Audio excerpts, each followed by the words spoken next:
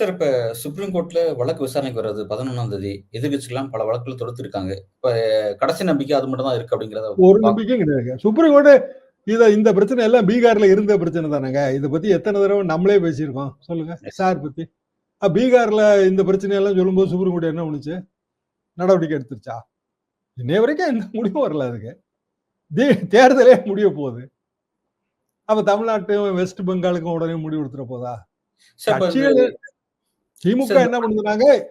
அது இதுக்கு போகுது, லீகல் ப்ராசஸ்க்கு போகுது, வீடியோக்கள் மூலமா பிரச்சாரம் பண்ணுது. அதே நேரத்துல அவங்க வந்து களத்துல வந்து கூடவே இருக்காங்க, கண்குத்தி பாம்பா.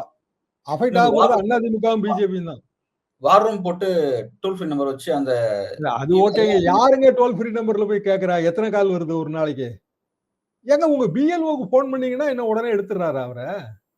அதெல்லாம் ப்ராசஸ்ங்க. ஒருத்தன் வந்து காலையில எழுந்திருச்சு வேலைக்கு போறான். என்ன ஓய்வு பெற்றவங்களா? அன்றாடம் வந்து அவனுக்கு 1000 வேலைங்க. பிள்ளைய கொண்டு போய் ஸ்கூல்ல விடணும். மழை காலமா இருக்கு, வீட்டுக்குள்ள தண்ணி வந்துடக்கூடாது. பிள்ளைக்கு உடம்பு சரியில்லாம இருக்கும். ஆபீஸ்க்கு லேட்டா போனா அவ்வளவுதான். கடையை திறக்கிறவனா கடைக்கு உடனே போய் திறக்கணும். காலையிலேயே போய் திறக்கணுங்க கடையை.